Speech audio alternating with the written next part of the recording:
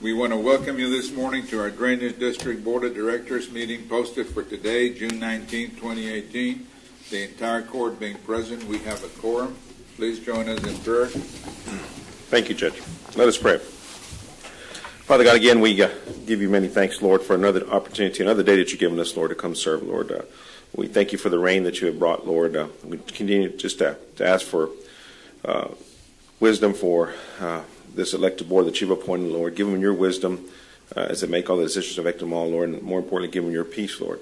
Continue to ask for your wisdom and guidance to myself, my staff, and all the great leaders of this great county that we serve, Lord. We continue to pray for those that are in need, Lord. Pray for our local area, pray for our county, pray for our state, Lord, and more importantly, our nation, Lord. We just thank you for the opportunities that you provide for us to serve, and I ask all this in your Son, Jesus' name. Amen. Did anyone sign up, Mr. Guerrero? No, sir. Not for drainage. On our consent agenda, any concerns? Yes, we need to move 4H. Make a motion to approve the rest of the consent. Second. Those in favor, say aye. Aye. Aye, motion carries. Thank you. On 4H, the correct amount should be $16,093.51. Move for approval. Second. Those in favor, say aye. Aye. Aye, motion carries. Thank you. Item 5, requesting approval for final negotiated professional service agreement subject to legal review with South Texas Infrastructure Group, LLC, as it relates to professional engineering services, plan specification estimates, design surveying for RCW Subdivision Drainage Improvement Project, contract number C8CDD1 1803500619. Approved for negotiations by the board on May 22nd, agenda item 64993. The correct amount is $34,918. So moved. Second. Those in favor, say aye. Aye. Aye, motion carries. Thank you. Item 6, requesting approval of closing documents of parcel 23E4 as it relates to South Chavez Drain Phase 2 project and authority for the chairman of the board to execute documents. Move for approval. Second. Those in favor, say aye. Aye. Aye, motion carries. Thank you. Item 7, requesting acceptance and approval of drainage easement document for no borders and Randall borders as it relates to J14 project pending final legal review. So move for approval. Second. Those in favor, say aye. Aye. Aye, motion carries. Looking sharp, Judge. Just noticed that. Well, that's nice. Okay. Sorry. Item 8. Item 8, requesting acceptance and approval work author session number 1 in the amount of $3,000 as submitted by Millennium Engineers Group in relation to geotechnical services to be provided for Roosevelt Road through awarded on-call professional geotechnical services agreement number C8DD1 17-033-0627, subject to legal review and compliance House Bill 1295. So move. Second. Those in favor, say aye. Aye. Aye, motion carries. Thank you. Item 9, requesting acceptance and approval of work authorization number 2 in the amount of $4,016 as submitted by Millennium Engineers Group, Inc. in relation to geotech services provided for J09 project bore samples between Holland Road and half a mile west of Ruth Road through the awarded on-call professional geotechnical services agreement number ACDD1 17-033-0627, subject to legal review and compliance with House Bill 1295. Move for approval. Second. Those in favor, say aye. Aye. Aye, motion carries. Item 10, requesting acceptance and approval of work authorization number 2 in the amount of $43,817 as submitted by Millennium Engineers Group in relation to construction material testing provided for J029 Phase 3 roadway field and irrigation crossings from field crossing number 3 to Citrus Road through the award on-call professional construction material testing service agreement ACDD1 18-011-0206, subject to legal review and compliance with Form 1295. So move. Those in favor, say aye. Aye. Aye, motion carries. Thank you. Item 11, requesting acceptance and approval of work station number 3 in the amount of $14,428 as submitted by Millennium Engineers Group in relation to construction material testing services provided for J09 Phase 2, Holland Road to Big 5 through the award on-call professional construction material testing services agreement number CHCDD1 18-011-0206, subject to legal review and compliance Form House Bill 1295. So moved. Second. Those in favor, say aye. Aye. Aye, motion carries. Thank you. Item 12, requesting acceptance and approval of work session number 2 in the amount of $59,956.98 as submitted by B2Z Engineering in relation to engineering services to provide a Precinct 4 Iowa Road Drainage Improvement Project. The award on-call professional engineering services agreement number CHCDD1 17-051-0919, subject to legal review and compliance Form House Bill 1295. Move for approval. Second. Those in favor say aye. Aye. Aye, motion carried. Thank you. Item 13, acceptance and approval of supplement agreement number 5 to professional engineering services contract with SMB Infrastructure Limited for the design and expansion of the Rainbow Drain Outfall System to extend the termination date until July 31st, 2020, pursuant to Article 8 of the contract. Move for approval. Second. Those in favor say aye. Aye. Aye, motion carried. Item 14A, requesting approval to submit notice of intent for FEMA disaster DR 4332. 4332 to the Texas Division of Emergency Management as it relates to Rainbow Drain Project and approval of subsequent notices, forms, and applications, and authority for the Drainage District General Manager to execute. Second. Those in favor say aye. Aye. Aye, motion carried. 14B, requesting approval to submit notice of intent form for FEMA disaster DR 4332 to the Texas Division of Emergency Management as it relates to Delta Region Water Management Project and approval of any subsequent notices, forms, and applications, and authority for Drainage District General Manager to execute. Move for approval. Second. Those in favor say aye. Aye. Aye, motion carried. Thank you. Item 15, requesting approval of the Second Amendment to Interlocal Cooperation Agreement between Dow County and Dow County Drainage District Number 1 as it relates to change order number 2 for the Drainage Improvements Project Paint This Drain Phase 1. Move for approval. Second. Those in favor say aye. Aye. Aye, motion carried. Item 16, requesting approval of memorandum of agreement pursuant to 31 U.S.C. Intergovernmental Cooperation Act between the Dow County Drainage District Number 1 and the Department of Army for the provisions of technical assistance that relates to the Rainbow Drain in Hidalgo and Willacy County. Move for approval. Second. Those in favor say aye. Aye. Aye, motion carries.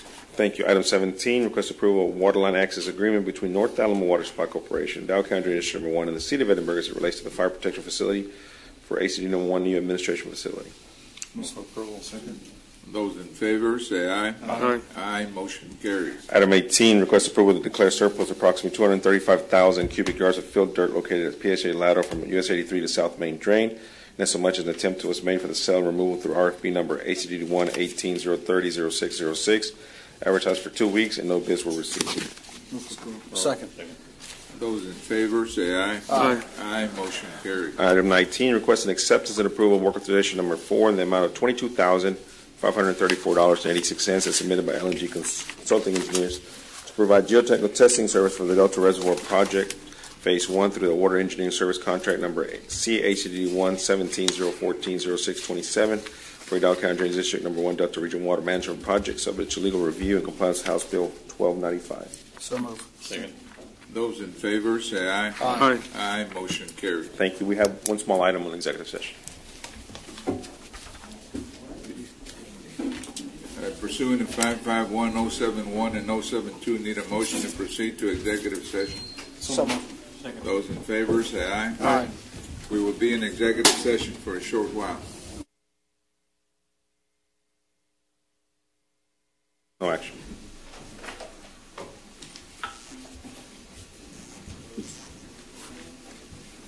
Need a motion to adjourn. So move. Second. Those in favor say aye. Aye. Aye, motion carried.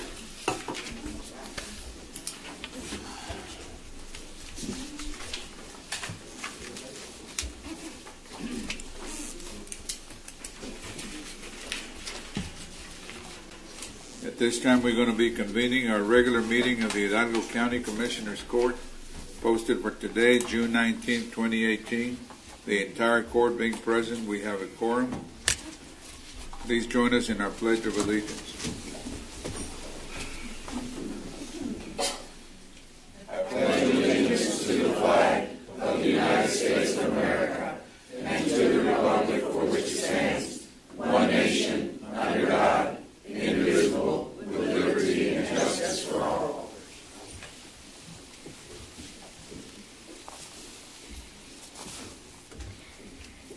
Almighty God, we come together today for the good of the citizens of Hidalgo County. Give us your wisdom as we make decisions that will affect them today and in the years to come. Help us to work well together, recognizing that each of us are here because we want what's best for Hidalgo County. We ask for your blessing and your guidance. Amen. Amen.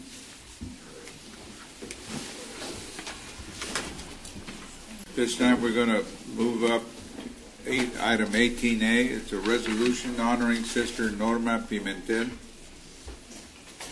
Good morning, Judge, Commissioners. At this time, Sister, if you could join us. At this time, we present this resolution in honor of Sister Norma on behalf of both Commissioner Fuentes and Commissioner Eddie Cantu, Precinct 1 and Precinct 2.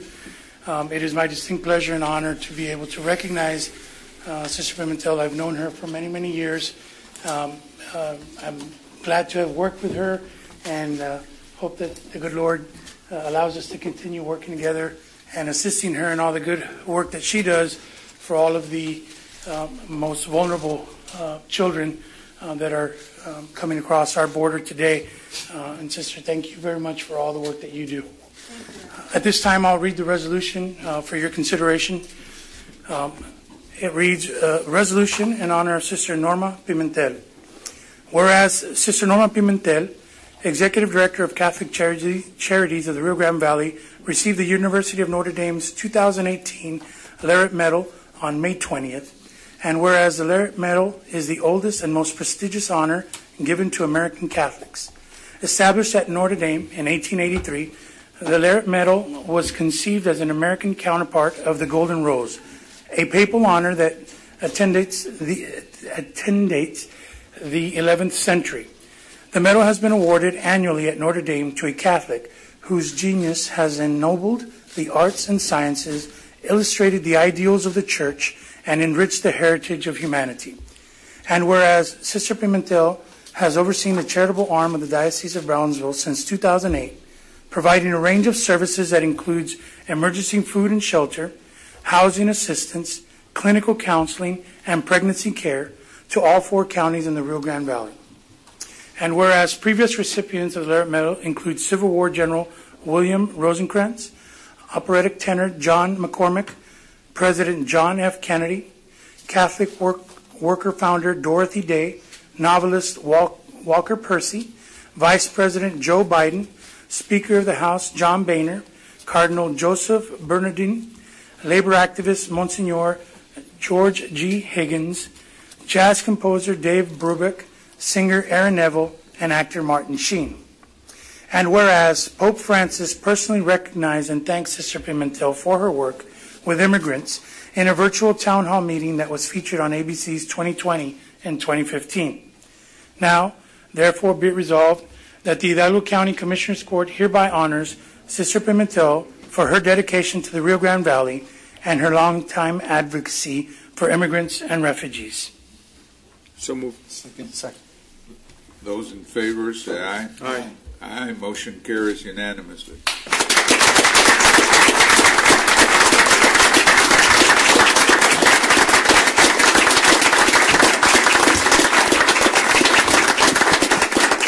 Thank you. Muchas gracias. Muchas gracias por este reconocimiento. I truly am very humbled because all the recognitions I get, it's all because of who I am here in the Rio Grande Valley and the support that I get because what I do together with all my community. And I represent us all for the good works that we all do here together. Thank you so much for this recognition. Thank you for the work that you do, sister. Thank you. Muchas gracias, Judge. Se lo I just agradezco. want to take a quick second. Thank you, Commissioner Cantu, for leading the resolution. You know, to me personally, being a graduate of the university, being the third in my family to go there, we understand very, very intimately the recognition that goes with this medal. And you know, too many times the people that work in a human element, you know, suffer for many, many years while they serve other people. And it is truly an honor to be able to recognize somebody that's worked so long and so hard for the benefit of others without any recognition, all in the name of sacrifice and trying to improve humanity. So let this be a lifelong award and recognition for you, and allow us to all honor you because of the work that you've done in helping so many people. And I'm sure that you're going to be rewarded well past this lifetime. Congratulations. Thank you, Commissioner. You know, truly, there's so many people that join me that nobody sees, and they give up themselves. So they are truly my champions because nobody recognizes them for. So these honors are for them as well because really we model to everybody what we all need to do to save humanity, to really bring forward the values of saving lives in a very positive way. Thank you. Congratulations.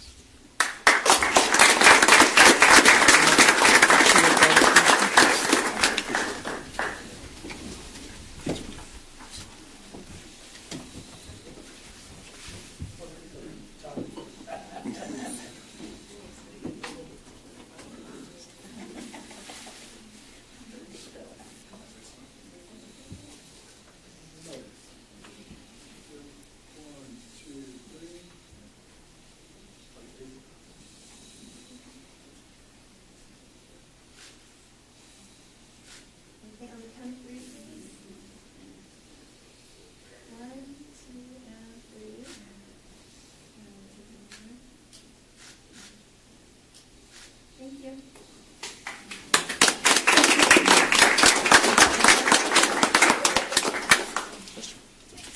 Thank you very much, sister. Appreciate your work.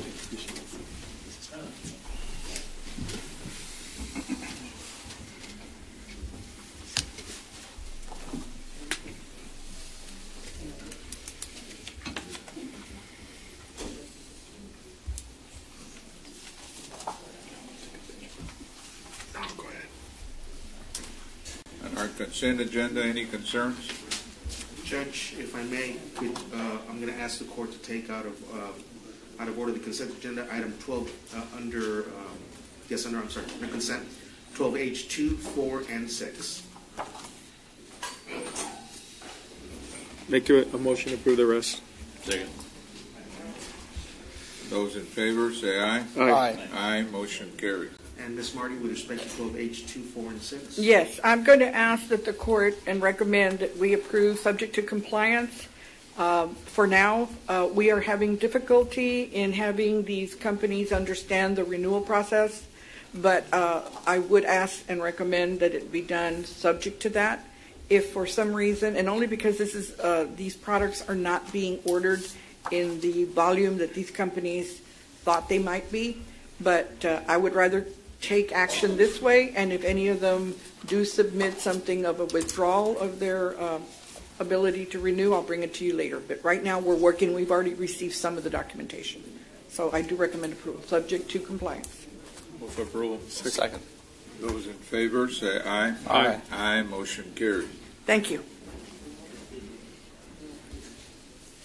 Item 5, our district clerk.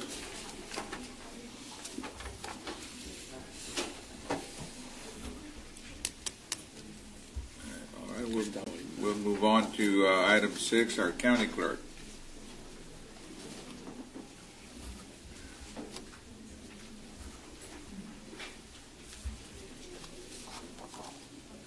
Good morning, Judge, Commissioners. Arturo Guajardo here on behalf of your County Clerk's office. Sir.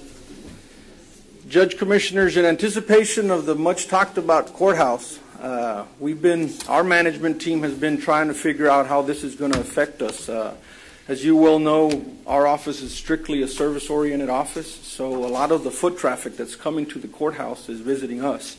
So we started thinking of a way. Even though we've been meeting with the architects quite a bit about the layout of the courthouse and the design and the furniture and all that business, we haven't really talked a lot about how it's going to affect the people coming to the courthouse throughout the construction time. So in anticipation of that, we started thinking, well, if they close down that courthouse square, where's people going to park? How are they going to be coming in and out of our office? So we decided to move some of our operations to that building that we have, a block and a half north of us, the old Roberts Chevrolet. And I think it's going to work out for us. We're going to move the vital statistics, which is the birth records and the marriage licenses, along with our deed records, which is, under our analysis, is most of the foot traffic that's coming in.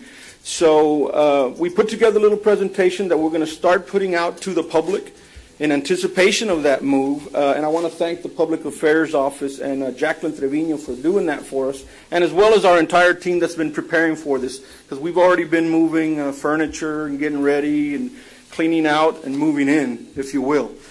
We still don't know the exact date. We're anticipating it September 1st is what we're hearing, but obviously that's still subject to change. I don't know if you guys have any other knowledge to that. Is that still the date that we plan to break ground?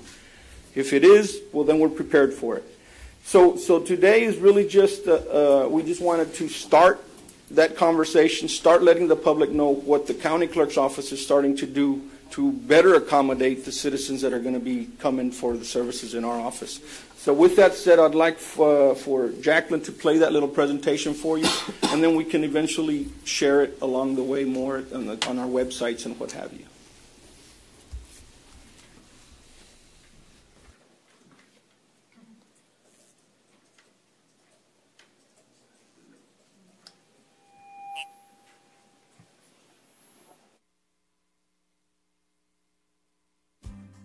In anticipation of the construction of the new Hidalgo County Courthouse, County Clerk Arturo Guajardo Jr. is taking a proactive approach on how his staff can continue to provide services to our constituents. County Clerk's Office is Deed Records. Can I help you? Beginning in the fall of 2018, the Vitals and Official Records Department will no longer be housed at the courthouse. Instead, their new offices will be located at the County Clerk Warehouse. These departments process, catalog, and record more than 100,000 official documents a year. They receive the most foot traffic out of any of the county clerk departments. To continue providing these services without interruption, the county clerk decided it was in the best interest of the county to move these departments to a new location. The warehouse offers more space for staff, accessibility to constituents, and plenty of available parking. Along with our office in Edinburgh, we want to remind Hidalgo County residents they can also receive our services at our McAllen substation Monday through Friday.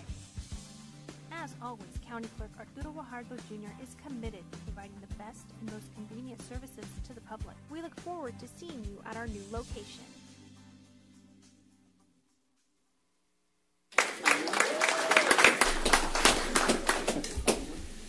En español. Sí, lo que le estoy diciendo es que en el antiguo... No, pero es el video. Oh, fue buena idea to translate it. Video, I understand it, but Very good, that's a good idea to put it out in Spanish as well. If I might add, we didn't do anything, no expense. You know, we used existing furniture and what have you. We tried to keep the cost down to zero.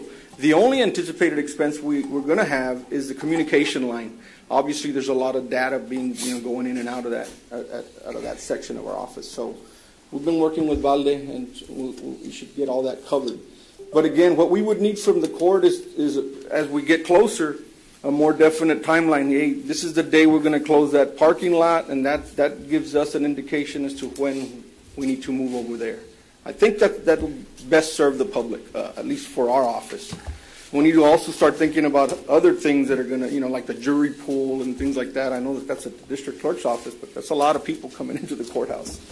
Just start thinking about the controlled chaos that's coming down the road. The good thing is Jacobs is here in the audience, but we've been talking about setting up the parking situation for when we're going to be closed down or when we're going to close the parking spaces down. It's a good thing you bring this up now so that we can plan and prepare. And what we can do is a lot of signage in those new areas that we're going to open up for parking. We can let them know that they can go there to Robert Chevrolet and get their information instead of walking all the way to the courthouse and then redirect and having to go all the way back. Correct. But, I mean, it's a good thing you brought it up. We need to just work on some signage. And we need to get this out to the public. Getting it out. And translating it will be a perfect idea as well to do that, put out in Spanish as well. Well, great job, but we are working on the parking situation, and we want to be prepared for that day that we finally close down the square. Keep us in the loop. If it is September 1 or if it's pushed down the road, just let us know so we can be ready for that. For sure. As well. Thank you. Thank you, gentlemen. Thank you. Thank you, sir. Mr. Guerra. Thank you, Judge. Item 7. Item 7A, 1 and 2, there's no action, just one little comment. We did have a power failure that occurred Sunday mid-afternoon or late afternoon. It was a power grid failure. The courthouse was affected. It was promptly addressed. Mr. Ramirez and Mr. Ramos from my office were out there. Generator was on, and Mr. Flores, Daniel, was in constant communication with AEP. The power was shortly up after the failure, and again, the generator did operate at the courthouse as it should have. Item 7B, I'm going to ask Michael, there you go. Okay, right. And Oscar from Jacobs. It's a presentation of the monthly report by Program Manager Jacobs, Inc. of the construction of the new Hidalgo County Courthouse. Good morning, Brian McIntyre from Jacobs. Got Oscar Garcia. All right, we got our PowerPoint. There we go. All right, good deal. Okay, so we wanted to meet with you guys this month to let you know what it is we've been up to. We've been up to a lot. So, does this thing change? This one? Yeah. And what am I pointing at? There it goes. All right. So there's a lot of notes, so I'm going to talk my way through it, but they're there, so we'll talk through these talking points. So we're near the end of design development. In the past, you've heard us talk to you about the different stages of design. We've got schematic design, sort of where we figure out what you need. Design development figures out a little bit more about how you're going to use the space, where we're going to put plugs and all that sort of thing. So we're near the end of that now. The formal report is actually due later in the month. The contractor is working on putting together their estimate for it now. We worked with key user groups, everybody in the building, just like we did in the SD portion of the design, to make sure that we're meeting the needs, that the people, when they get there, they're going to have the plugs they need, they're going to have the resources that they need to do the job that they have to do, which all started with a furniture layout and then how to use the space from there. So we're beyond that. We've got everybody to look at it and to give us their input. We're working to achieve some sign-offs on that now, so that we've got concurrence from everybody. The steering committee has a larger group of people that doesn't focus on individual spaces. They look at the building in general, so we continue to meet with them to talk about interior finishes, exterior finishes. Those meetings are going very well, and we'll continue to have them for a good long while yet. Okay, let's see. We were able to evaluate the SD estimate. We go through there and make sure that we've got a project that's in budget. We had to do that by going through and making sure that we haven't over-designed. Things that we don't need, we got rid of. Things that we did need, we made sure that they were there, but in that they were right-sized. Okay, so we spent a good amount of time doing that. Then, in the effort to give the county the best options to get the building that they really need with the money that you've got available, we're using the use of some ad alternates, so that when we get to bid time, we've got the opportunity to say, no, we'd like to go ahead and add 2 elevators, or no, we don't want to add 2 elevators, or we do want to do this and we do want to do that. And there are a few of those. So that gives you some flexibility in deciding at when we establish the GMP exactly what things you want to take. And that's about making sure that you get the building that you can get, that you want, with the money that you've got available. This is mostly about managing to the budget and your needs. It doesn't have anything to do with the color of paint or anything like that. Okay, so it's pretty serious stuff, and we're managing it to the best degree that we can. I think we're going to have a good product for you. Okay, so this is important. Hidalgo County has received the release of easement from the state. So this has to do with the closing of Klausner. Okay, so the closing of Klausner, if he's still here, looks like it's going to be around September the 4th if everything goes well. We'll put a fence around the site, and we'll get started doing our work. But that has to be done in partnership, to a certain extent, with the city of Edinburgh, because they control the traffic signals. But the property is yours. It belongs to the county now. And so closing is directly tied to the mobilization related to the project. So September the 4th is the current planned date. Okay. Brian, if I could just say that, and I'm sure we're going to have it before then, but the parking arrangements needs to be done with enough notice so that we can submit it to the public. Absolutely. We started meeting with other folks from the county last week to talk about how we're going to go about the business of getting the word out to the community to let them know what the parking looks like. At some point, we might look at taking some other measures to make sure that we've gotten enough input and that we've given enough people an opportunity to look at exactly what the parking looks like. So the contractor will be back with us next week with their site logistics plan, which does talk a little bit about the flow of traffic in the area while we're under construction. And then the next bullet item here talks about the parking study that was done. We actually delivered that earlier this morning. We need to give folks some time to review it, and then we're going to have a phone call to discuss. So we are working through the parking issue as well. Send it to me, please. Yes, sir, will do. Okay. We also had our courtroom mock-up. That was last week on Thursday. Generally well received. I think that I think it was a really good use of the resources to go in and let people have a good idea of what the courtroom's going to look like. I think. Let's see. Do we have a picture of that up there now? There you go. So we put a few pictures in there of people coming in to take a look at at what was going on at the mock-up. Did it at Palmer Pavilion. It's real sized. It's not real material, but it is real sized. And that was mostly about making sure that line of sight worked and how we're going to conduct business and whether that works. We've gotten some comments back from folks that were there, and we're working to address those comments now. So hopefully we'll have a new sketch that incorporates those important comments that we received. I was advised yesterday, Brian, that the judges want to take up the matter of the location of the witness. Yes, sir. Where you presently have it, some of the judges are advocating that it be moved to that area located on the left-hand side of the judge. Yes, sir. Closest to the jury. Yes, sir. And they're going to be voting on it at their next Board of Judges meeting.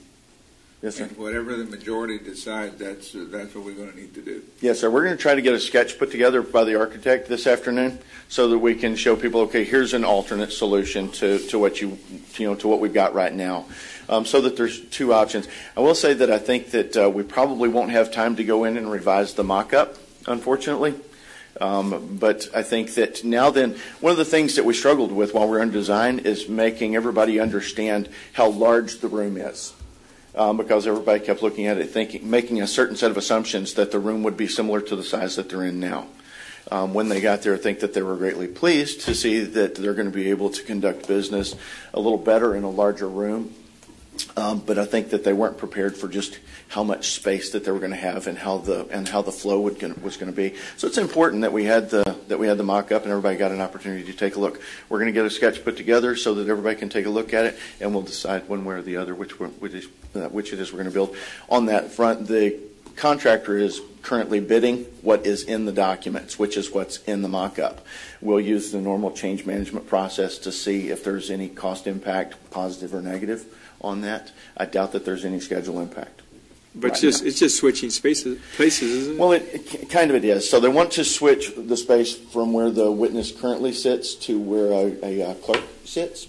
So the clerk moves to the other side, but then the flow gets a little strange. So we may need to change the geometry a little bit. Then there are some security measures that we might consider, like the separation from the judge to the witness.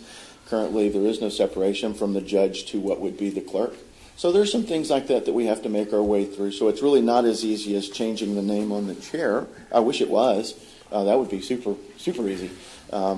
Life just doesn't seem to go that way in this particular business. So, but we're going to get you a good plan. I think everybody, the design team as well as Jacobs, is committed to getting you a product in the end that is going to work well functionally, and it's going to be a good path for the future for the county. Well, let's see how that vote goes. Maybe it'll stay the same. Maybe. Is it going to change? Okay. All right. So looking ahead. Okay. So the steering committee groups, committee meetings, as I said, they're going to continue. That's really about how the building looks and how the outside's going to function. It's big picture stuff. The HDR folks intend to submit the formal package for the DD on the 27th.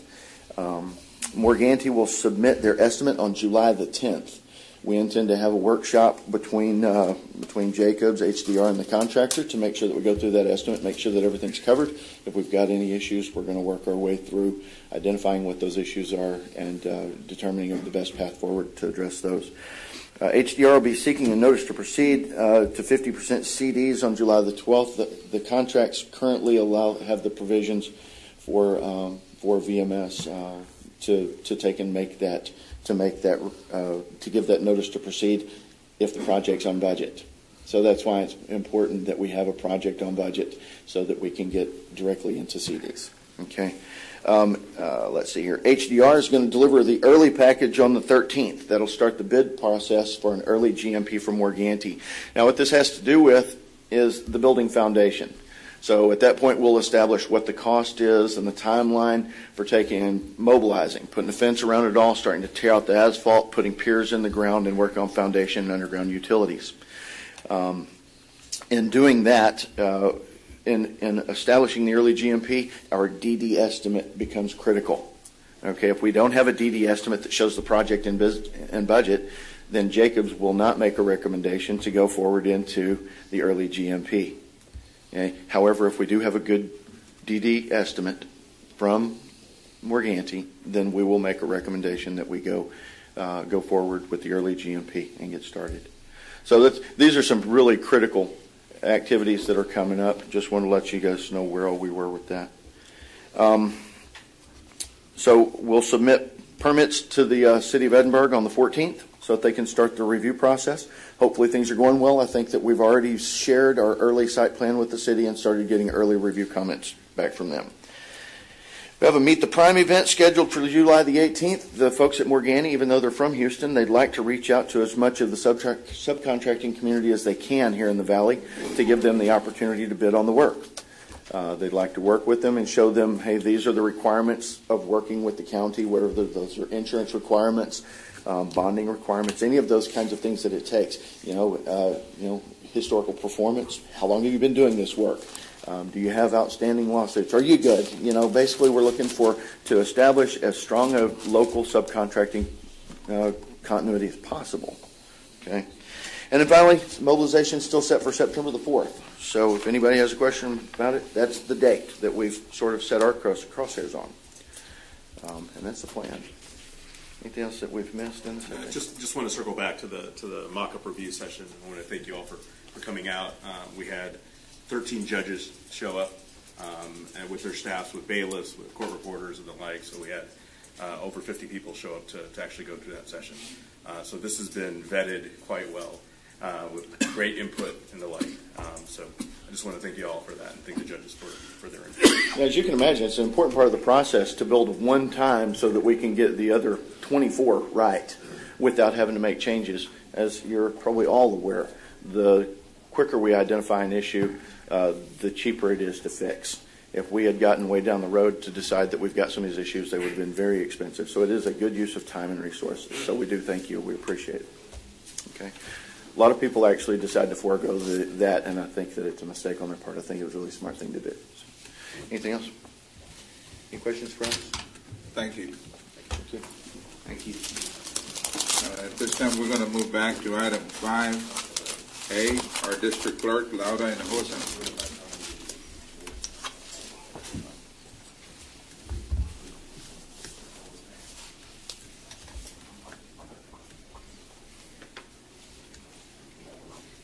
Thank you, Commissioner and judges. I'm sorry I wasn't here earlier.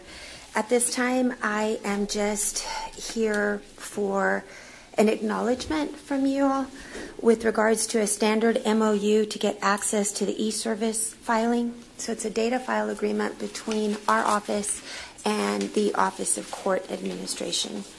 On recommendation from Josie Ramirez up in the Civil Division, this is basically an agenda item for acknowledgement of the agreement. So second.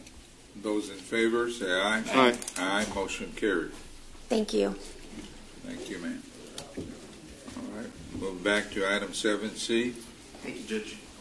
Commissioners, item 7C1 is discussion, consideration, and action to approve the interlocal agreement for cost sharing of wage study between Hidalgo County and South Texas College. There is, the auditor's office does have a notation, and for the record, we will be using the countywide county commissioner's account as the funding account for this item.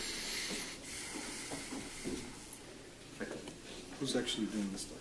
I'm sorry, it's the STC. We're going to be piggybacking off of the study that they've done, and Michael, and updating. Good morning, Judge Commissioners. Michael Leo for the record. When a public entity takes on construction projects, we're obligated to comply with statutes to establish the reasonable wage rates for workers employed by either the primes or their subs. In most cases, we rely on Davis-Bacon, which is a federal study that establishes weights by region. We do have the option to conduct a local study of local wages. So last year we found out that STC had done one. They initiated a local wage study. We reached out to them regarding their study. Their study outlines what prevailing wage rates are here locally for various work classifications. It was completed in 2016. It still has some useful life.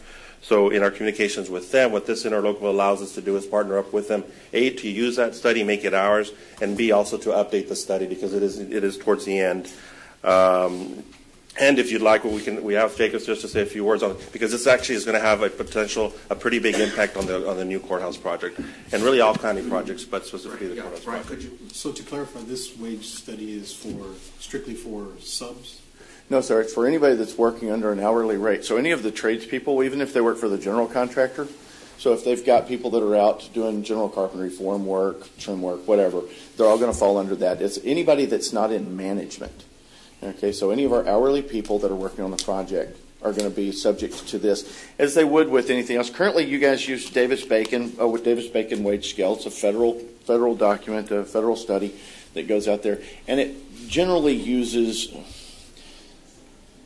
There's a lot of study that's supposed to go into the Davis-Bacon wage scale, but in 30 years of using that particular document, I find that it's not generally very specific to the area. They use a particular general study, and then they use a coefficient to say this area is a 0.89 of the standard, whatever. The folks at South Texas College did their own study. Kudos to them, because it takes a long time, because you got to get people to respond to it. In this particular study, it's likely that it's going to save the county somewhere between 3 and 9% of your labor. Okay, so if this just make it super easy for me, let's say we were spending, let's say we were going to spend $100 million on labor. Okay, this study saves you between $3 and $9 million. Now it does that by making sure that the people that are working on the job are paid fairly. Okay, now you don't get an exorbitant pay rate. You want to pay fairly. You want those people to feel like they were treated fairly, and then you also want to feel like you haven't been sort of gouged on the deal. And Davis-Bacon, to a certain extent, does do a little bit of that. So some of those wage rates that you might see, instead of a person getting paid $35 an hour, he's going to get $30 an hour, which in his normal craft is still going to be more than fair, probably better than he normally gets paid. The other thing has to do with making sure that people, they have to be interviewed to make sure that they are being paid fairly. We get certified payrolls to make sure that people's time accounting is correctly, that their classifications are right. So in the end, the idea is that you are probably going to save somewhere between 3 and 9% on your labor. I figured that the real cost is probably somewhere around $3 million to you. Plus for this project. Plus all the other projects that we have. Plus because you're going to use it for the county. Now you're going to have access to it for all of your projects. So all of your projects across the board that you currently use for Davis-Bacon with, now you can use this. And so that we're clear on this, when we go to bid, we only use this document one time at bid time. And then every time you go out to bid for a new project, you will use whatever the current document is. And that's why the interlocal agreement is important. Because when it is updated, then you can use the next one. If you've got a project that comes out in 2019, well, then your 2016 document won't be good anymore, but your savings are still going to be there. So there's a lot of benefit to the county in doing this, and not just here, across the board.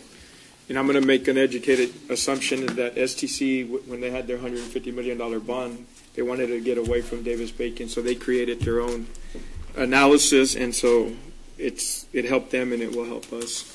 I think a lot of people do. I think a lot of public entities do try to get away from Davis-Bacon. The problem is getting people to share the information. So I think that it's a good document for you. So move for approval. Second. Those in favor say aye. Aye. Aye. Motion carries. And the companion agenda item would be item 7C2, discussion, consideration, and action to adopt South Texas College wage study, which determines prevailing wage rates for all county public works projects in accordance with the interlocal agreement with Texas College and pursuant to the authority granted under Texas Government Code Section 2258.022A1. Move for approval. Second. Those in favor say aye. Aye. Aye. Motion carries. Item 7D, Judge Commissioners, is under our nuisance abatement division of the Executive Office, requesting authorization approval to purchase promotional items under public purpose pursuant to Texas Constitution Article 3, Section 52. And as a disclosure, it's all the events that we attend, we make up, or we've been in essence drawing or making up our own logo on butcher paper, essentially, and so we're asking just to purchase the tablecloth logo that we could put on the table. Move for approval. Second. Those in favor say aye. Aye. Aye. Motion carries. Item 7E, I'm requesting approval to authorize myself as your executive officer to sign TCEQ application to contribute penalty from proposed agreed order case number 55486, docket number 2071-1771-WQ-E to third-party supplement environmental project administrator. Move for approval. Second. Those in favor say aye. Aye. Aye, motion carries. And the second item, 7E2, requesting approval to authorize myself as your county executive officer to sign a proposed agreed order case number 53322, docket number 2016-1986-MLN-E regarding the Precinct 1 Monte Alto collection site. Move for approval. Second. Those in favor say aye. Aye. Aye, motion carries. Judge Commissioners, with the permission, I will present item 8A for Master Court number 2. It's discussion, consideration, approval to appoint Christopher Villarreal as a student intern in Master Court number 2 for the period of June 11th, 2018 through August 15th, 2018. So moved. Second. Those in favor say aye. Aye. Aye, motion carries.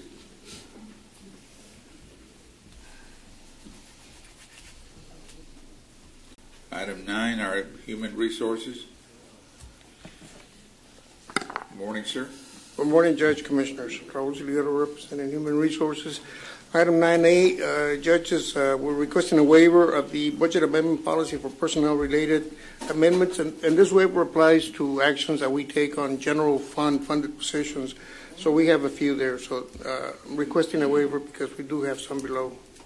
So moved. Second. Those in favor say aye. Aye. Aye, motion carries. 9B for Precinct 1 road maintenance.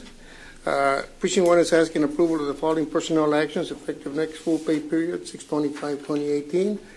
Precinct 1 wishes to delete 2 slots, slot 0044 and slot 0121, truck driver 2s at grade 5, step 1, and instead create 2 slots, truck driver 3, slots 0167 and 0168, which are at grade 7.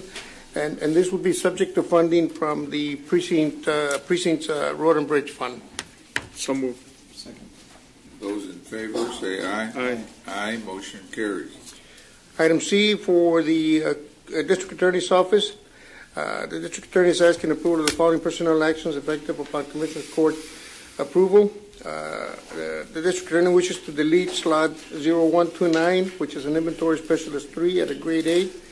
And the budgeted salary is actually 37,080. The 33,000 listed there is the step 1 salary. And they wish to create a procurement specialist, slot 0184, which is a grade 9 position. And they wish to create slot 0146, an administrative 2, grade 6, step 2 at the listed salary of 29,953. Subject to funding, obviously. Move for approval. Second. Those in favor say aye. Aye. Aye, motion carries. On the discretionary step adjustment, as under the new pay plan that we have a discretionary step for certain positions. The District Attorney is asking approval to move District Attorney 3, which is listed, grade 17, step 1, at the listed salary. The position is paid by 3 different accounts. The 53,574 is general fund, and the other 2 amounts, 14888 and 12414, for a total of 67. And he's asking that we move the position. He's a 12-year experienced attorney to grade 17, step 3, and the salary would be funded by not general fund but by fund 007, account 007. And the total would be 72,280. So we'll be moving 2 steps. Second. Those in favor say aye. Aye. Aye, motion carries. Item D says Civil Service Commission rules. Judge, Commissioners, the Department of Human Resources, prior to my arrival there, they have been working on a civil service handbook. I mean, not a civil service handbook, on a personnel handbook that would combine what we have currently, the civil service handbook, which we call the blue book, and the personnel manual, which we call the brown book. We're going to combine it. We have a draft manual. We're going to combine it probably in the fall. I should be ready to release it. But in the meantime, we have some policies that I would like to change. We need to change. And I would like to discuss this and ask your approval. Item 1A reads approval to revise Section 233 and Section 331 relating to employee probationary periods. Currently, we have 3 probationary periods. A newly hired employee is on probation for 6 months. It's like a trial period to see if the hiring department feels that that employee would be a good fit for the county. So it's a 6-month trial period on probation, and the employee can be dismissed for any reason or no reason at all because it's an at-will position. And then we have probationary probation, which is an employee who's on probation for some violation of work rules. That's a different type of probation, and it's up to the department head. And we also have a promotion probation, and that's the one I would like to change. Usually when you get promoted, it should be a positive thing. People get promoted and have already been with the county many, many years. And to get promoted and then be put on probation seems counterintuitive to, it has negative connotations. It's been misused in the past where people were promoted and then dismissed because they were on probation. I don't think we need to I think the employees can be evaluated and their work monitored just like any regular employee. They're regular employees. So I'm asking that we don't have that probationary period. What happens if that employee goes to a different department? Are they put on probation, or because they were given an increase, they're not going to have probation? If an employee goes while on probation to another department? No. Somebody's been working for the county for 5 years. They get a better job in a different department. Are they put on probation in the different department? Anytime currently, Commissioner, anytime an employee is promoted, they're put on 3 months probation. I understand. Anytime. I understand. But are you asking for that probation to be eliminated too, if they're switching departments? Any type of probation. I'm saying that you apply for a job. So you consider a promotion an increase in pay even if it's a different department? Yes, sir. Anytime an employee is promoted, when they go from one grade to another, or in other words, it's a promotion, whether it's a selection of promotion, career ladder promotion, or any type of promotion. You get promoted, you're on probation. And it has negative connotations, and I don't think that an employee who's been here for 20 years and they get promoted, should be subjected to an additional probation. They should be evaluated like any employee in terms of performance. That makes sense. In the past, I've heard stories where people were afraid to be promoted because, and it happened where they were promoted to be fired, to be dismissed. So I think if we have an employee who's been promoted, it should be a positive situation, and they can be evaluated and monitored, and like any other employee. And the item is to revise those 2 sections in the handbook that apply to that.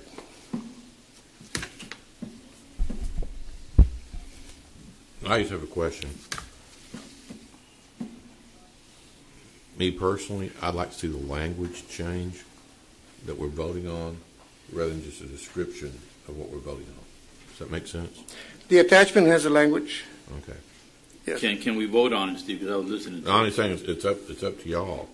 But I think, as usual on these kind of issues, the devil's in the details as far as what the language says.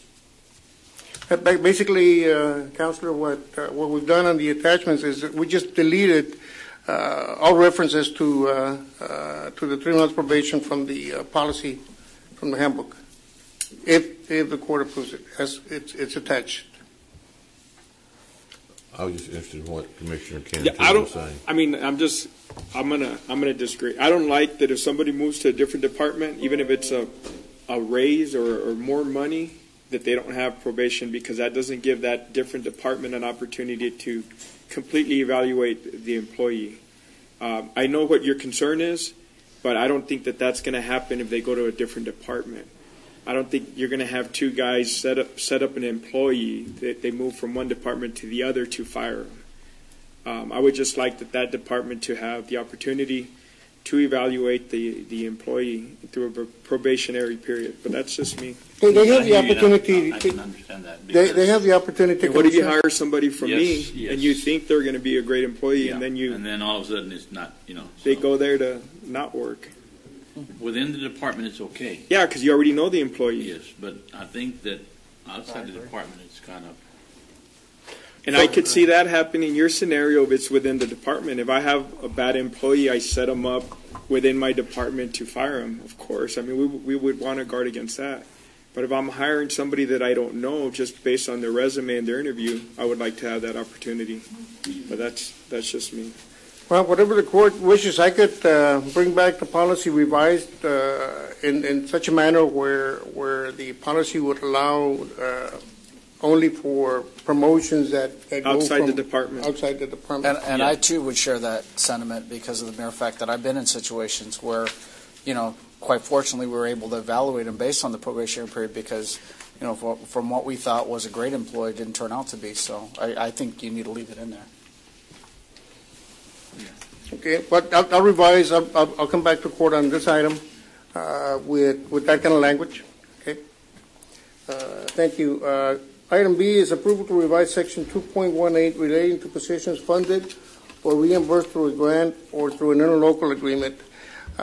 Basically, what we're asking is that we have a lot of positions that are funded through interlocal agreements. We have some positions where, based on the interlocal, the employee really doesn't have a way to avail themselves of civil service protection. We need to get positions that are subject to funding issues or other issues.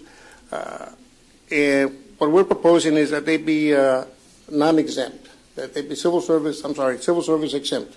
And currently we have a lot of issues, Judge Commissioners, with positions that are not exempt, that are not exempt, and the interlocal forces us to dismiss the employee, but we can't because of civil service. So we think that because of the uncertainty of grant funding and the languages and the various interlocal agreements that are used to hire people, we think that these positions should rather be as non-exempt, exempt from civil service.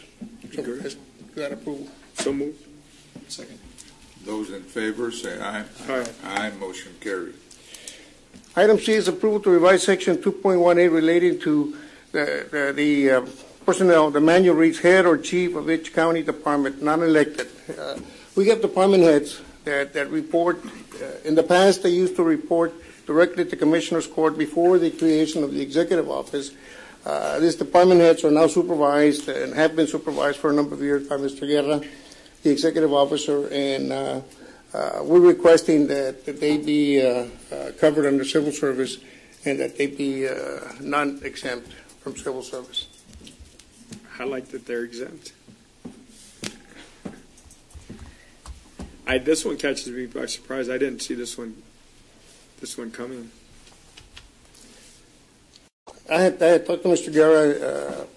Mr. Guerra's been trying to do additional work in terms of documenting, conferencing with department heads, and getting more managerially involved in terms of performance and other. And so he felt that they should be covered and be able to avail themselves of the civil service procedures. And I've had a few experiences already on this one, and I would like to see it stay as it is. That's just me. I'll make a motion to that that it stays the way it is. Or what action would we take? I don't believe you need a motion to stay where it is. If it does not pass, then it stays the way it is. The judge needs to call for a vote, right? Call for a motion. Yeah.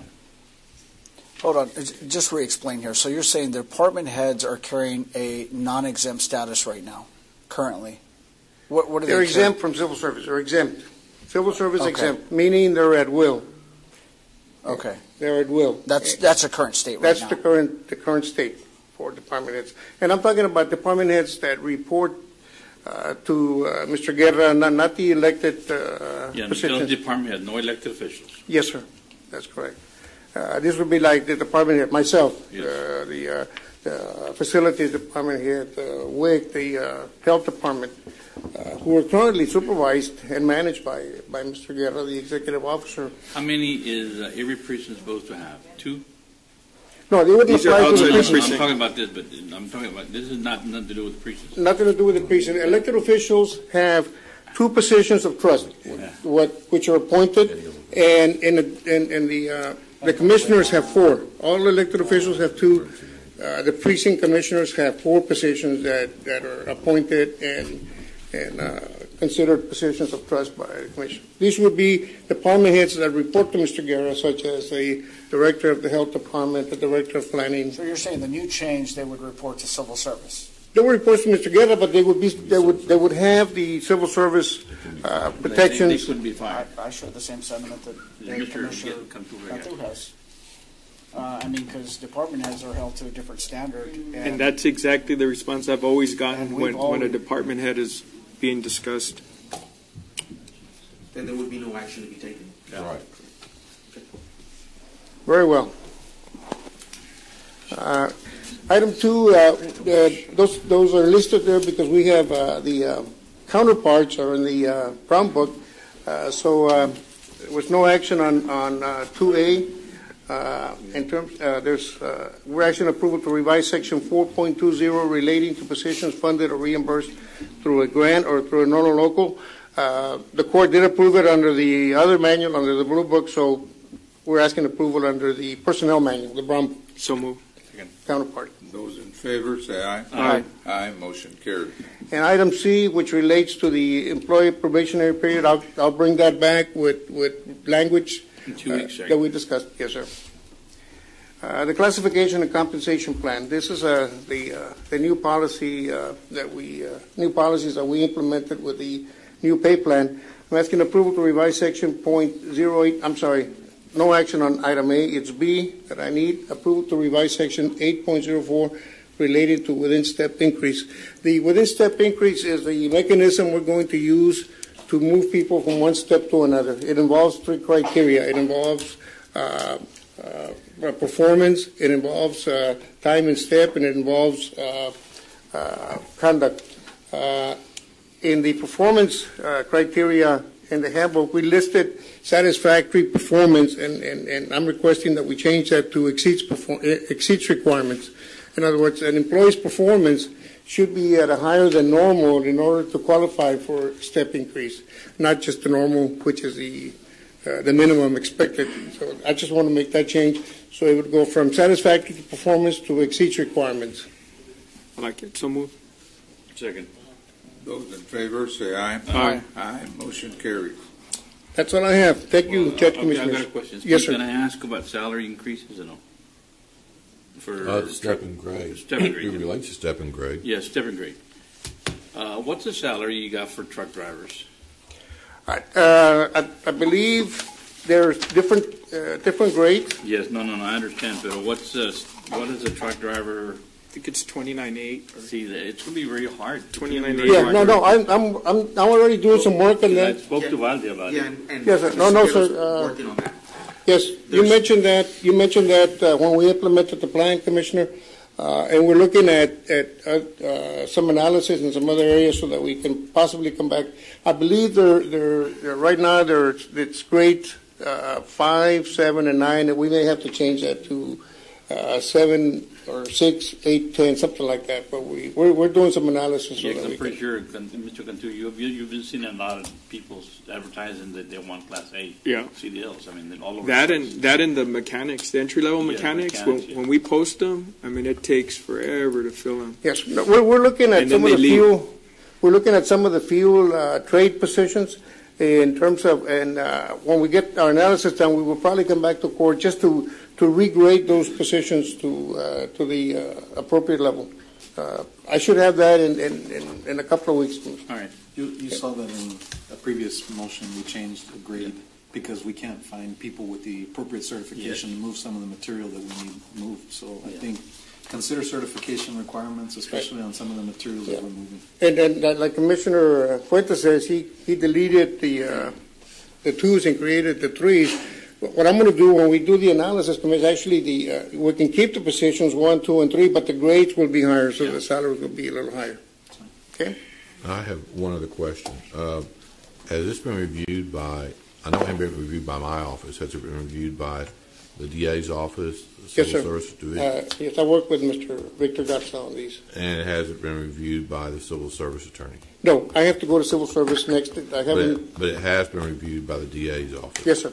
Okay. But I will be on the items that require Civil Service approval. We have a Civil Service, so these are all subject, the ones that relate to Civil Service are subject to Civil Service approval. We have a meeting scheduled for Thursday, the 21st. It's important to, when we look at those truck driver mechanics, that there's a significant backup showing why we're doing that. It just doesn't become, free for all positions. No, so we're going to have a wage analysis study. We have a system that we're implementing. All you have to do is look at when we try to hire those positions and how long that it takes. Yeah, we will be looking at the federal wages at the state and other counties, the normal analysis that we do. So, yeah, we'll have backup and justification. And our experience. Yes, sir. Not just that. Yes, sir. Thank you. Thank you, sir. Item 10, Urban County. Good morning, Judge, Commissioners. P.R. Avila with the Hidalgo County Urban County Program. For item 10A, public hearing regarding our fiscal year 2018-2019 Hidalgo County Urban County Program's one-year action plan for program year 31 and for the 5-year consolidated plan, 2018 and 2022. At this time, we're going to be convening a public hearing to discuss that matter. Is there anyone here that desires to make any comments on that issue? All right, no one resident. We'll go ahead and close the public hearing and move on to item 10A2. Item 10A2 is a request for approval and submission of the fiscal year 2018 through 2019 Hidalgo County one-year action plan for program year 31 and the 5-year consolidated action plan 2018 through 2022. So moved. Second. Those in favor say aye. Aye. Aye. Motion carries. And just for the record, Judge, Commissioners, this year we got a little bit more money from HUD. Our CDBG funding allocation for this year is $7,561,596, with expected program income of $37,467 for a total of $7,599,063 for CDBG. For our home, excuse me, is $2,108,495, with expected income of approximately $200,000 for a total of $2,308,495. With our ESG, $643,979 for the fiscal year 2018. Item 10.8.3, authorization for the county judge Ramon Garcia to sign any and all documents related to funding. Move for approval. Those in favor say aye. Aye. Aye. Motion carries. Item 10B, requesting approval of Second Amendment to the interlocal cooperation agreement between Hidalgo County Drainage District Number 1 and Hidalgo County Urban County Program as it relates to the Penitas lateral project. Move for approval. Second. Those in favor say aye. Aye. Aye. Motion carries. Item 10C, consideration and approval of construction contract change order for the Penitas Drain Phase 1 project change order number 3, which will increase the current construction contract with Science Construction LLC in the amount of $223,902. Move for approval. Second. Those in favor say aye. Aye. Aye. Motion carries.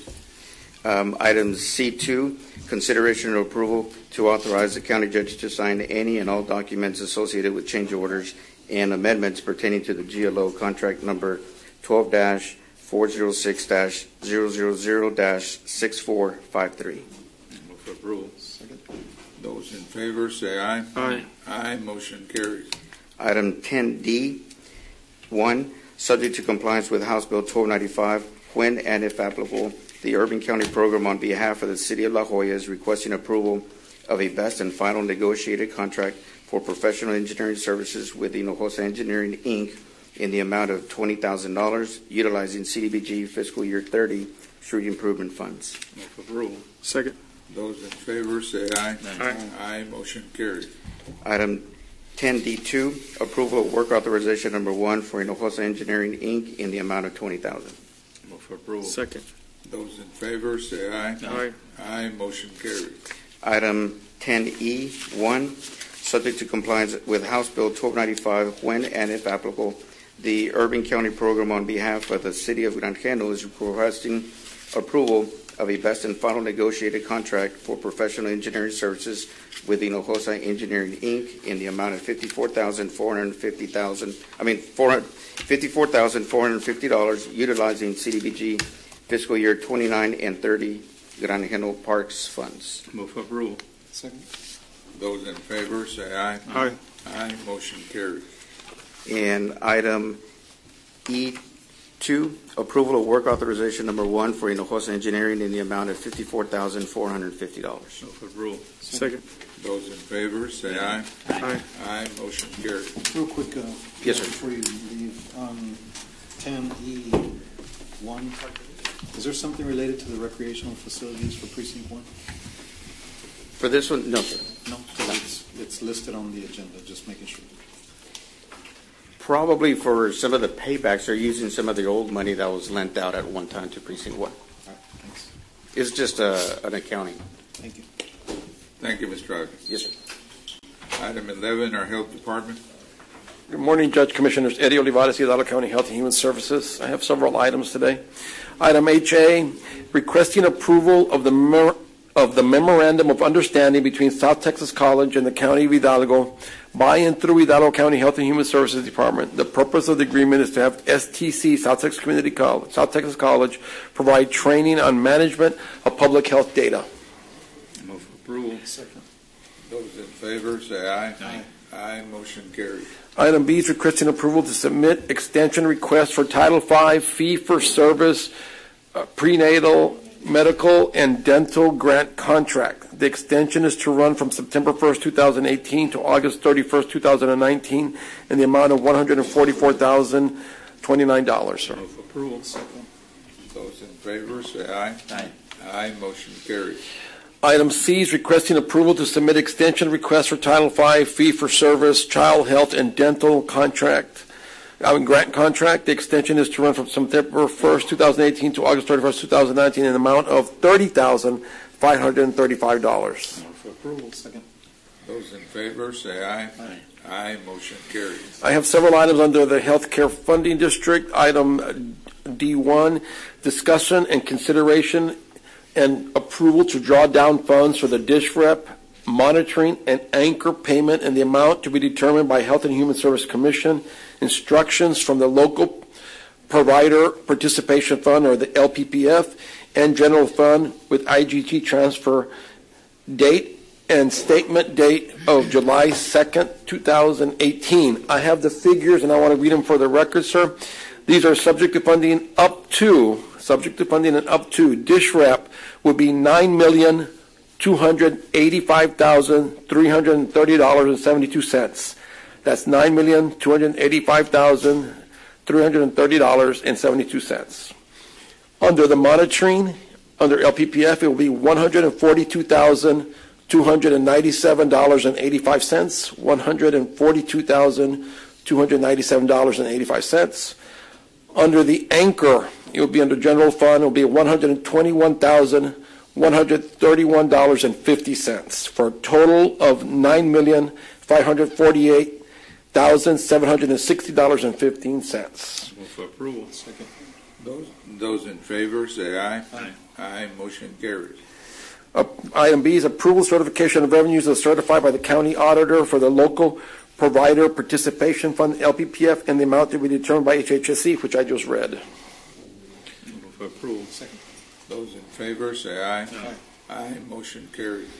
Item C is approval of the 2018 appropriations of funds from the LPPF and general fund in the amount to be determined by HHSC, which I just indicated. Move for approval. Second. Those in favor say aye. Aye. Motion carries. Item 2, discussion and action, including but not limited to healthcare funding district. There is no topic there unless there's any questions. And then item E, indigent healthcare program. There is no items there unless there's any questions. Thank you very much, sir. Have a good day. Thank you, sir. Item 12, our fire marshal's office. No action. No action. Item 13, adult probation.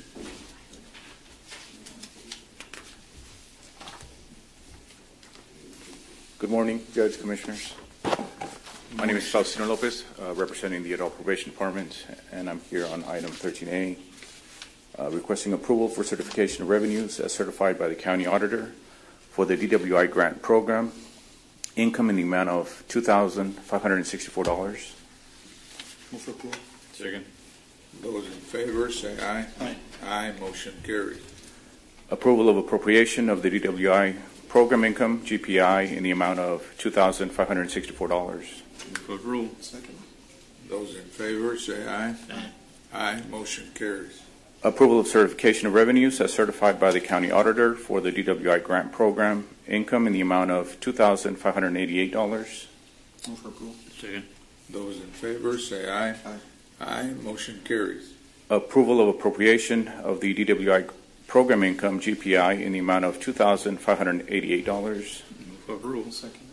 Those in favor say aye. Aye. Aye. Motion carries. Approval of certification of revenues as certified by the County Auditor for the DWI grant program income in the amount of $814. Move for Second. Those in favor say aye. Aye. Aye. Motion carries. Approval of appropriation of the DWI program income, GPI, in the amount of $814. Move for rule. Second. Those in favor say aye. Aye. Aye. Motion carries. Thank you. Thank you, sir. Item 14, our Community Service Agency. Good morning, Judge, Commissioners. Jaime Longoria with Community Service Agency. Item A is a presentation of the 2018 Community Needs Assessment. As you recall, at the previous meeting, I presented a summary of the needs assessment. At this point, I just needed to publish it. It's actually on the county agenda website, and I just needed to make that available to the public. All right. So I would need a motion to accept. Move for approval. Second. It doesn't say action, but those in favor say aye. Aye. Aye. Motion carries. Item B is discussion, consideration, and possible action for approval to amend the program year 2017 Community Services Block Grant number 61170002636 budget as reflected in the amendment with authorization for Jaime Longoria and Judge Ramon Garcia to sign any and all pertinent documents. Move for approval. Second. Those in favor say aye. Aye. Aye. Motion carries. On item B, that was just for information, is an end-of-year closeout of our odds and ends. Item C is discussion, consideration, and possible action on the amendment for the 2018 Comprehensive Energy Assistance Program, contract number 5818-0002-784 from the Texas Department of Housing and Community Affairs for program year 2018, with authorization for Judge Ramon Garcia and Jaime Longoria to sign any and all pertinent documents. Move for approval. Second. Those in favor say aye. Aye. Aye. Motion carries. Judge, for information, item C was a $1.8 million increase overall from the beginning of the year. That money was made available to us. It represents about a 46% increase in our funding this year over what we initially were told we were going to receive in January. What that means is in direct dollars for families, it's about $1.72 million more for assistance to folks in paying their utility bills. What that represents at about a $600 average is about 2,800 families additional families that will receive assistance under this program. Item D is discussion, consideration, and possible action on amendment to the 2018 Community Services Block Grant, contract number 61180002861 from the Texas Department of Housing and Community Affairs for program year 2018, with authorization for Judge Ramon Garcia and Jaime Longoria to sign any and all pertinent documents. Move for approval. Second. Those in favor say aye. Aye. Aye. Motion carries. Thank you, Judge. Thank you, Commissioners. Thank you, sir. Item 15, our IT department. Good morning, Judge, Commissioners. A quick item. It's item 15A, authorization and approval to purchase new wireless service through the county's membership contract with DIR as listed, DIR TSO 3415, requesting approval for the two items on the grid. Move for approval. Second. Those in favor say aye. Aye. Aye. Motion Thank you. carries. Have a great morning. Thank you, sir. Item 16, our Head Start.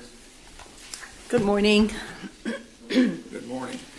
Item A is requesting exemption from competitive bidding under the Texas Government Code 262.024 for professional services to provide medical, dental, mental health, speech interpreting services. Move for approval. Second. Those in favor say aye. Aye. Aye. Motion carries. Number 2 is presentation of responses received for the purpose of Commissioners Court accepting the providers as qualified in order to proceed to the next phase of the procurement process, negotiating contracts for medical services. We have Nuestra Clínica del Valle Inc., Mental and Dental, Dr. Bose, Industrial and Family Medicine LLC, doing business as Industrial Health Works, Mental Health, Therapy Express Children's Rehabilitation Center, LLC, Speech Interpreting Services, Amy Jane Hammermanson, doing business as Sign Language Services. Move for approval. Second. Those in favor say aye. Aye. Aye. Motion carries. And number 3 is approval for Head Start to negotiate contracts in a form approved by legal counsel for all the professional service providers as requested through the Hidalgo County Head Start programs RFQ for said services and as detailed above, attached here too. Move for approval. Second. Those in favor say aye. Aye. Aye. Motion carries. For information purposes, anyone who met the requirements are the people that are listed here. So all the submitted and met all the requirements are submitted. Thank you. Letter B, discussion approval for discussion, consideration, and approval to enter into Memorandum of Understanding MOU between Hidalgo County Head Start Program and the following 2 community agencies. Number 1, the Hidalgo County Health and Human Services, and number 2, the Women Together Foundation, Inc., Mujeres Unidas. Move for approval. Second. Those in favor say aye. Aye. Motion carries.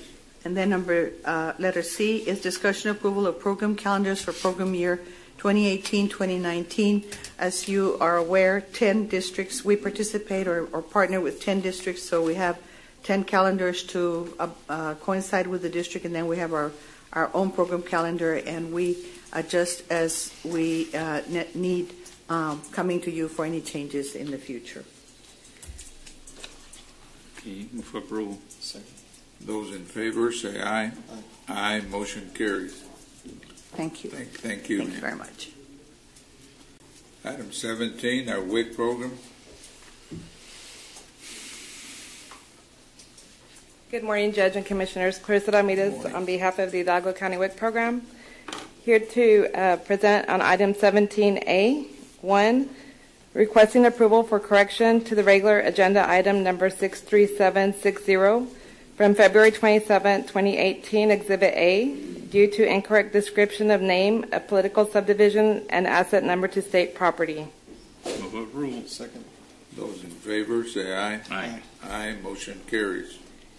17.2, requesting approval to correct name of political subdivision or assistance organization on the certificate of acquisition to Hidalgo County and correct state property number from 467340 to 468274. Move for approval. Second. Those in favor say aye. Aye. Aye. Motion carries. 3, requesting approval to accept the certification of acquisition by political subdivision or assistance organization to Hidalgo County consisting of Microsoft tablets, Dell Latitude laptops, Dell Optiplex desktops, as indicated in the attachment of Exhibit A, for a total of 184 pieces. Move for approval. Second. Those in favor say aye. Aye. Aye. Motion carries. 17B, WIC Lactation Support Center. 1, requesting approval to accept the amendment number 3 to contract number 2015-047694-002 in the amount of $200,000 to increase the total amount of the contract to $655,000 for the contract period of September 1st, 2018 through August 30th, 2019, hereinafter referred to as fiscal year 2019. Move for approval. Second. Those in favor say aye. Aye. Aye. Motion carries. 2, requesting approval for county judge to docu-sign the signature page for amendment number 3, DSH's contract number 2015-047694-002. Move for approval. Second. Those in favor say aye. Aye. Aye. Motion carries. 3, requesting for county judge to docu-sign Fiscal Federal Funding Accountability and Transparency Act, FFATA certification. Move for approval. Second. Those in favor say aye. Aye. Aye. Motion carries. 4, requesting approval of the certification of revenue in the amount of $200,000 as approved by county auditor. Move for approval. Second. Those in favor say aye. Aye. Aye. Motion carries. And 5, requesting approval of the budget appropriation in the amount of $200,000. Move for approval. Second. Those in favor say aye. Aye. Aye. Motion carries. Thank you. Thank you, ma'am. Item 19, Precinct 3. Good morning, Judge, Commissioners. Item 19A, requesting authorization to submit a memorandum of understanding between the National Recreation and Parks Association and Hidalgo County on behalf of the $30,000 grant awarded to Precinct 3 for enhancements to Katrina Park in Peñitas, Texas, with authority for county judge to sign all required documentation. I move for approval. Second. Those in favor say aye. Aye. Aye. Motion carries. Mona, where's this park at, actually? On Pueblo de Palmas? Yes, it's 7 Mile Line, right? Yeah, 7 Mile Line. Yes, sir. Thank you. Thank you. Thank you, ma'am. Item 20, Precinct 4. Morning, Judge, Commissioners. Item 20A, requesting approval of partial permit fee refund for Rebecca Valdez in the amount of $75. Move for approval. Second. Those in favor say aye. Aye. Aye. Motion carries. Thank you. Item 21, our Budget Office.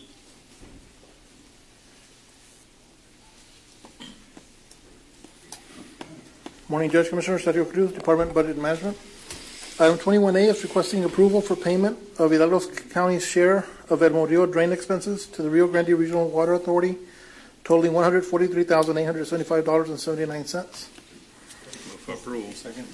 Those in favor say aye. Aye. Aye. Motion carries.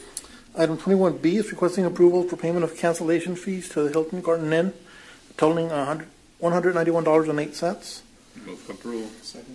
Those in favor say aye. Aye. Aye. Motion carries. Item 21C is approval of certification of revenues as certified by the county auditor and appropriation of those funds in the amount of $96,686.40. That's items both A and B. Move for approval. Second. Those in favor say aye. Aye. Aye. Motion carries. Thank you, Judge, Commissioners. Thank you, sir. Item 22, Purchasing. Yes, Martha Salazar, Purchasing Department. A is requesting approval of work authorization 7 in the amount of $315,000 under the on-call agreement with B2Z Engineering LLC, contract number 243, for the engineering services for the preliminary design and construction phase services for the county service facility located in Precinct 4. Move for approval. Second. Second. Those in favor say aye. Aye. Aye. Motion carries. Item B1, this is for Precinct 1, acceptance and approval of the interlocal agreement between Hidalgo County and the City of Weslaco for road improvements project to a portion of Mile 10 Westgate, Mile 6 to FM 88, Mile 5. Move for approval. Second. Those in favor say aye. Aye. Aye. Motion carries. And with the Commissioner's permission, I will quote the correct or the preferred language by the auditor suggested to comply. For B, it would be in accordance with Section 791.014 of the Texas Government Code, accepting approval of the road improvements to Mile 10 from Westgate, Mile 6 to FM 88, Mile 5. Move for approval. Second. Those in favor say aye. Aye. Aye. Motion carries. Precinct 4, C1, requesting approval of supplemental agreement number 1 to agreement number 048 with LNG for the purpose of revising the project limits as requested by TxDOT to extend from Wallace Road East to 10th Street as identified on location map for project-specific FM 1925 from 1,500 feet west of 2230 Ware Road to 10th Street, located, of course, in Precinct 4. So moved. Those in favor say aye. Aye. Aye. Motion carries. On B, requesting approval of supplemental agreement number 1 to work authorization 1 in connection with same contract number 48 with LNG for the purpose of revising the project limits as stated before, amend exhibits A, B, and C with the increase to exhibit D in the amount of $501,750 from its original amount of $681,350, totaling $1,183,100 for project-specific FM 1925, with the shortfall of funding to be addressed by Department of Budget and Management. Move for approval. Second. Those in favor say aye. Aye. Aye. Motion carries. Item C is pursuant to Article 14 of the Professional Engineering Services Agreement, number 48 with LNG, where the contractor is requesting approval to engage the services of the subcontractor Amatera Environmental Incorporated with adherence to the insurance provisions required by said article. So moved. Second. Those in favor say aye. Aye. Aye. Motion carries. Item 2 is acceptance and approval of change order 3 due to changes in the traffic control plan with a decrease of $21,608.50. Contract number 218 with Texas Cordia Construction as reviewed and recommended by project engineer LNG Engineers. Concurrence by TxDOT for project-specific 10th Street extension from State Highway 107 to FM Farm to Market 1925 Monte Cristo Road.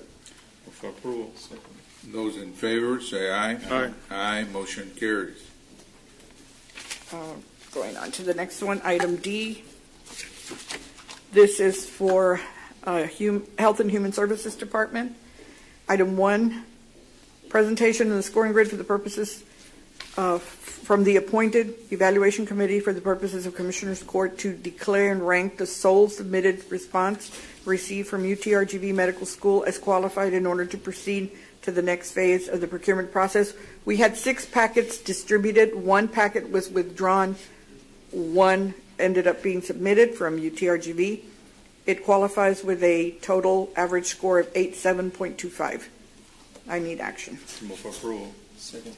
Those in favor say aye. Aye. Aye. Motion carries. Authority to negotiate an agreement in connection with the request for qualifications for Hidalgo County Health and Human Services Department submitted substance abuse treatment and primary care services to adolescents. Move for approval. Second. Those in favor say aye. Aye. Aye. Motion carries. E1 for the Sheriff's Department pursuant to Texas Local Government Code Chapter 791, acceptance and approval of a memorandum of understanding between Hidalgo County and Jim Hogg County for the housing of county inmates on an as-needed basis. Move for approval. Second. Those in favor say aye. Aye. Aye. Motion carries. 2A is approval of the Hidalgo County Sheriff's Office to request temporary credit line increase from the current 40K to 70K.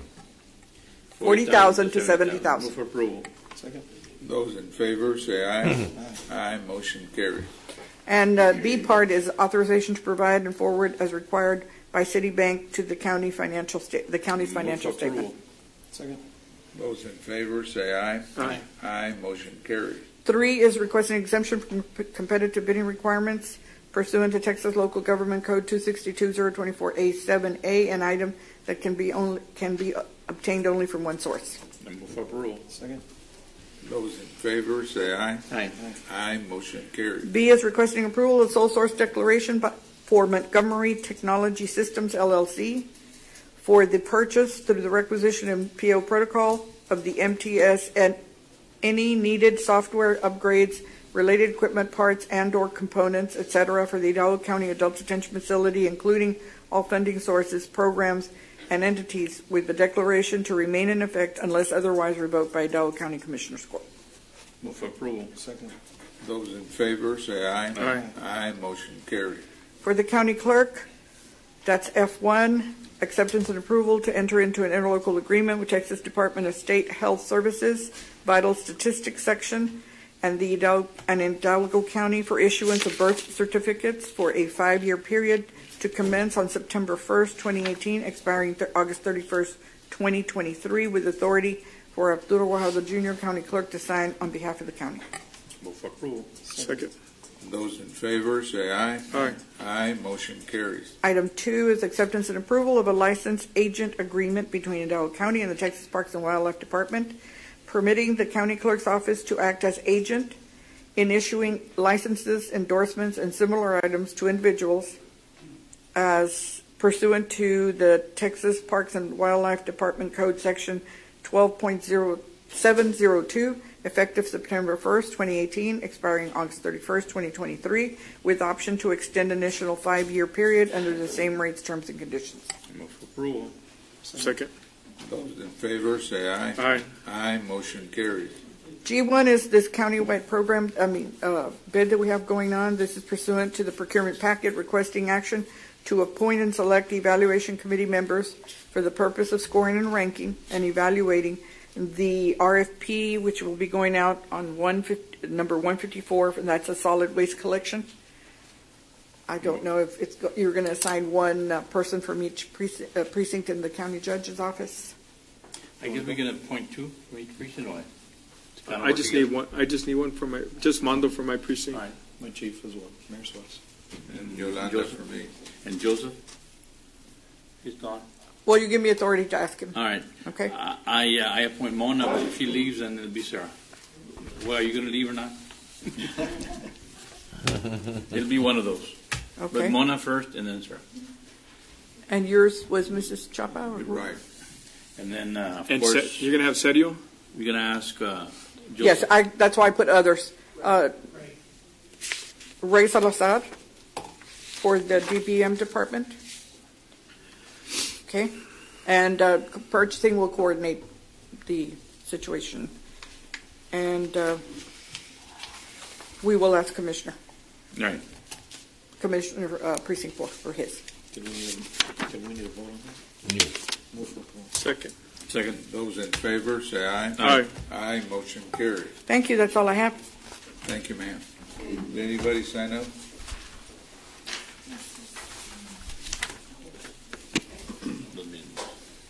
We have 2 presenters.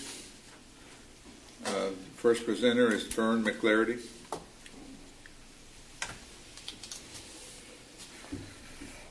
First thing, I heard through the grapevines that y'all are going to start meeting every other week, and there's no meeting next week.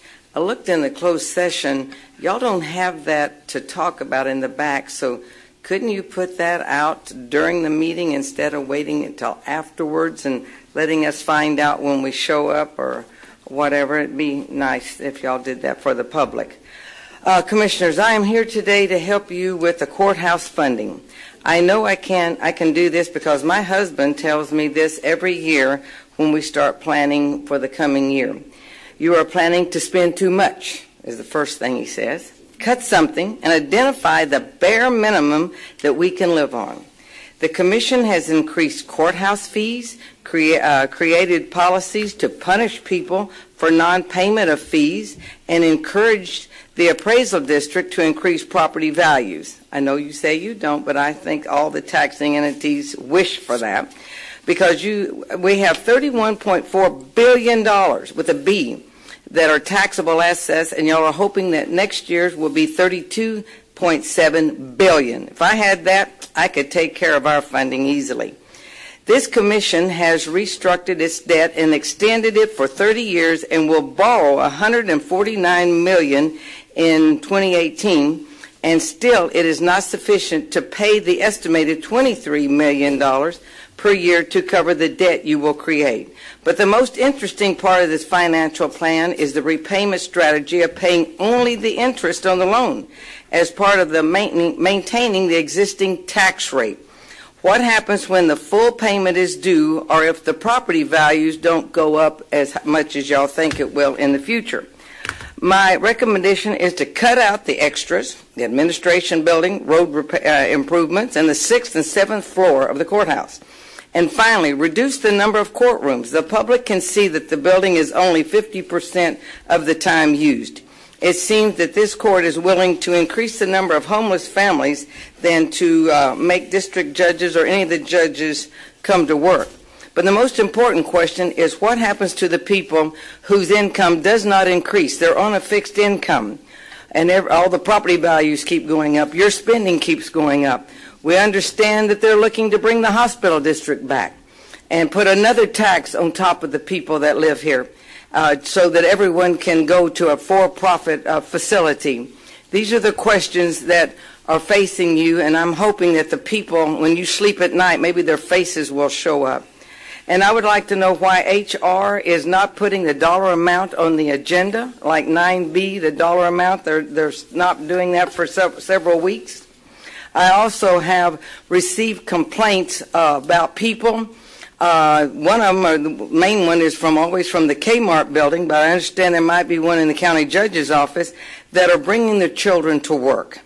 And I would suggest that this issue be resolved or allow all others to do the same. It is never good practice to allow one person or two people to do something like this. Please take care of this. Thank you. Next presenter is Linebarger Tax Lawyers.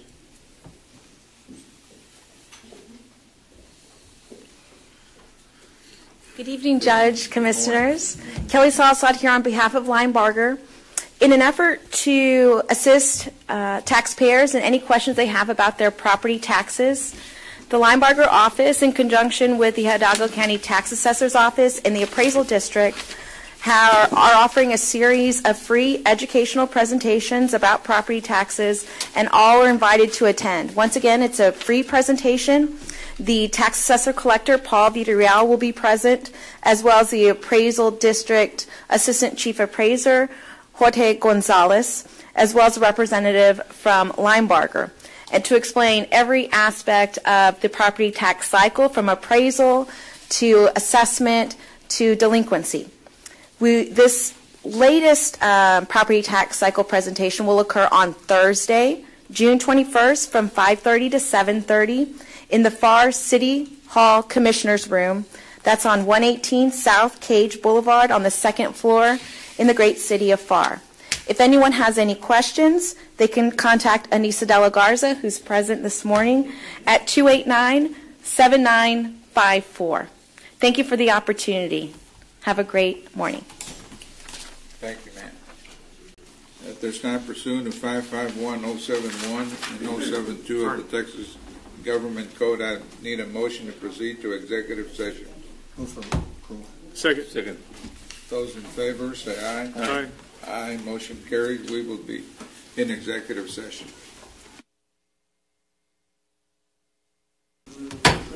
All right, we're back in open session. Mr. Guerra? Judge, Commissioners, let me just... 26 open session. There's no action to be taken under 26A, real estate acquisition appropriation for same. 26B, pending and potential litigation. There's no action to be taken. 26C, cause number C-1915-18-F, Patricia Love and Celeste Rodriguez versus the County. Judge, Commissioners, for the record, this is a claim turned lawsuit. The claimant is being handled by Mr. Preston Henriksen.